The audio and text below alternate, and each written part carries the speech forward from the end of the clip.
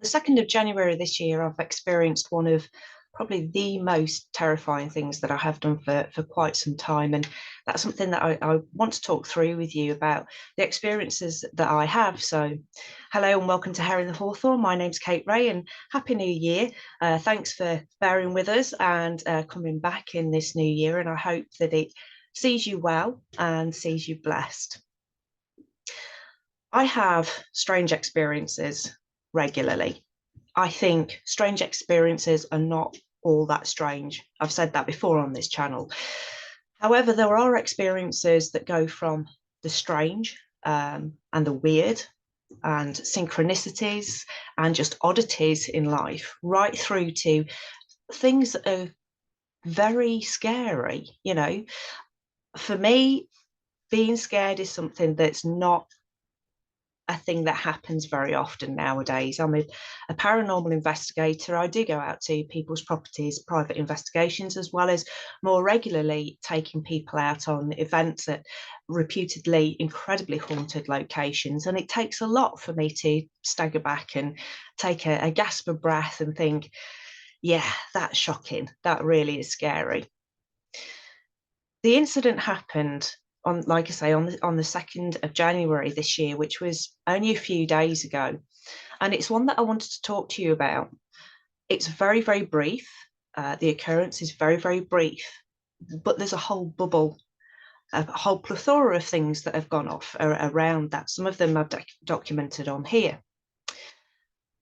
It was probably the atypical 3 a.m. in the morning. That's kind of where I think that this may have happened, and waking up from a sleep to an occurrence which I did not like at all.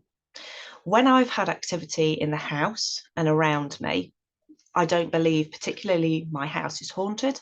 I believe that sometimes these energies are attracted to me, and hauntings do happen and occur, or haunting activities do happen and occur within the property.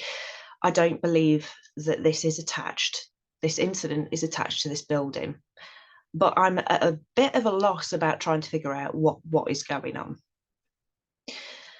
I had been having over the Christmas period a guest. I had a guest to stay over the Christmas period, and they were a little more nocturnal in their habits than I am. I'm not an early sleeper, but again, I don't stay up super, super late. And I was just at that point on that day getting used to hearing somebody else, around the property in the middle of the night. It's something that had woken me up on a couple of occasions when they first began to stay. On that particular night, on the 2nd, I went to bed and I was undisturbed, or so I thought, by any noises in the property. I did wake up. I woke up again. I think it was about 2:30, 3 o'clock in the morning. I woke up to noises and I lay there. I didn't open my eyes. I laid there and I was trying to get myself back into a sleep state, thinking, okay, it's somebody in my property who's staying, who is up and about at that time. At that point, I was still fairly sleepy, but I wasn't. I was awake enough to be aware of the noises in the property, and I became aware of a pressure on the side of the bed, up towards my shoulder. I was lay on this shoulder, with this shoulder facing up and out of the bed, and I felt this pressure, and then I felt something trying to slide into the duvet, in between the duvet and me. I have two duvets on the bed because it's winter and it's quite cold, and realizing that it couldn't get in that way, it then slid up and under the duvet. Again, instantly I wasn't freaked out, and I'll tell you why. So my house guest had a dog, a larger dog than mine.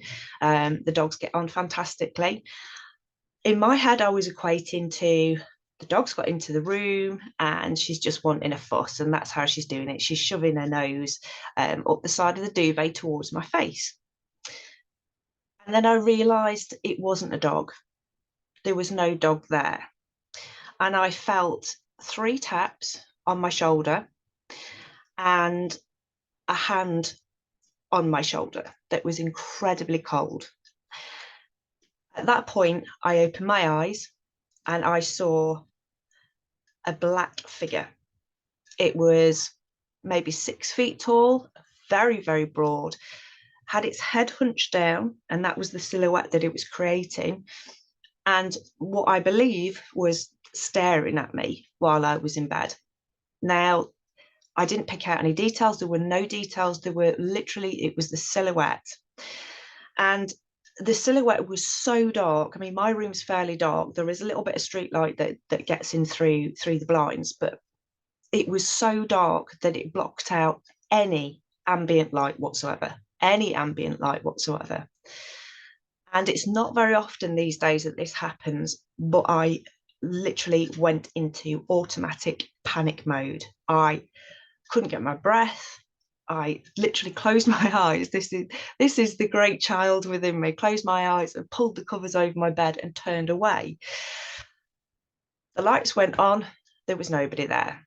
There was nobody there. There was nothing there. And it was one of those things that often with the paranormal, they are split-second encounters. They are no more than a minute or two, but they are so strong within our psyche when they happen that this is one of those things that I know that I will carry with me into my paranormal research and into into my events and how I deal with things, but also into my everyday life. What was this thing? My instant feeling that I got from it, I didn't get an extreme malevolence from it, but it was creepy. It was seriously, seriously creepy. I didn't feel like it was going to do me any harm, but the fact that there's something stood over me while I'm asleep, watching me sleep, and then puts a hand in my bed covers, and not on the shoulder that was exposed at the top of the bed covers, but the shoulder that my head was next to, that I was lying on the bed. I've often said this. Would you take this kind of behavior from the living? Absolutely not. I would not be happy one iota with a stranger walking into my room, waking me up, and then standing staring at me. I need to know what this thing is. My second thought is, it felt like an egregore. It felt like a tulpa. It felt like a thought projection or a fractured part of somebody who was projecting out. Don't ask me how I've got that feeling. It didn't feel like the spirits of the dead. It felt like a part of somebody living. Again, I can't explain why I think that. So an egregore is something that is conjured by humans, and it's conjured by humans as a watchful being. It's often said that these things can then go on and have their own sentience, that they can become whole within themselves in an astral sense. We can also thought project ourselves across an astral plane. And I think probably one of the books that I came across it more clearly than not was the Mothman Prophecy, about how we can extend our energy to actually look and feel very, very physical to somebody who is hundreds and hundreds of miles away. That's what feeling that I got. It was just after New Year's Eve and New Year's Day. As the clock chimed 12, I always partake in very small sort of ritualistic cleansing activities on New Year's. I'd opened all my windows, I was burning incense, I was playing music really loud. I went round and Florida water washed all my windows and my doors and my doorsteps. And it was a real happy time. And for me, it was about saying, this is my space. This is a positive space. Don't come into it. for all the time that I've been paranormal, doing the paranormal investigation, I've always said, not in my house. I won't have it. I won't have it. I am willing to communicate. I am willing to investigate. I am willing to find out. But it has to be on terms that don't frighten me. If anybody's got any ideas or any people who, I know that there's a lot of you out there who have psychic abilities that can pick up on energies. It very much felt like a masculine energy. It very much felt like a watchful energy. One thing I can say, I know that this is something that's coming up more and more, especially within the witch community, about using sage and it being a spiritual bleach. And I do agree with that. That's something that I was given the information, 10, 15 years ago by somebody who I very much trusted at the time about when you use sage in a property, it bleaches everything. It kind of gets rid of all energies and creates a clean space. And for that to be effective, that space has to be filled with positivity. So I was not saging on New Year's Eve. I think it was either sandalwood or nag champa burning, just something really nice and earthy and uplifting. So what was it? Where did it come from? This is not Fae, not the dead. This is something else. This was something else. And I'm not going to communicate with it. So please don't say, communicate with it. I'm not going to interact with it. I think it's broken a boundary. It's broken a trust and a boundary. And for me, that's not welcome. I very much and very often state where my boundaries are with this kind of work. So we'll see how it goes. Like I say, it's in a plethora of other things that go off weird, wacky, wild, and wonderful, and have been doing and have been increasing for the last probably 5 months now. Light poltergeist type activity, I find absolutely curious, doesn't particularly frighten me. I think things frighten me when they wake me up, when I'm very, very vulnerable psychically. We're very vulnerable when we're asleep. And I think that element frightens me the most about these things. So when I've had moving objects when I've been asleep, they've been incredibly more scary than when I've been awake and witnessing them just going around sort of my everyday business. And if it's in the day and in the daylight, I'm like, oh, that's unusual, that's a curious thing that's happened. So that's my little story. It was a weird way to start the new year, and I'm sure it's not going to be the last of the weird things that will happen. I think I am going to have to start putting some actual physical boundaries in a very loose witchcraft pagan kind of way. It's something that I don't do as much as I used to do. I have my own reasons for that, but I think it's time to up that ante and start protecting up. Like I say, if anybody's got any ideas, please leave a comment. So talking about comments, just to let you know, Neil and I, so Neil's my regular co-host, he's not with me this evening. We will be catching up really soon.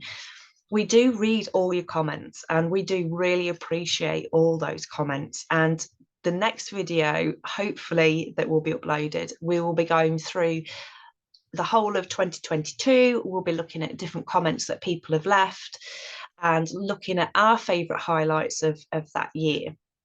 This year, so it's 2023 coming up here with us now. We're in January, it's crazy and it's going at a rate of knots.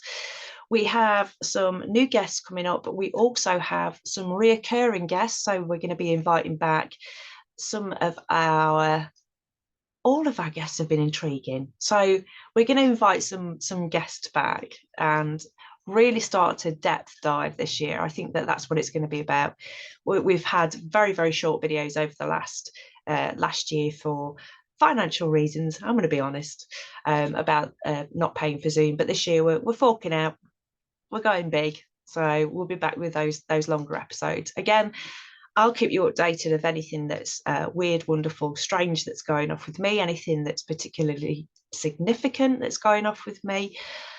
I will also be trying to get hold of people who have had experiences that want to talk through their experiences. And we're just going to have a real rampack year. I think it's going to be a good year. So thank you for joining us again, and we will see you very soon.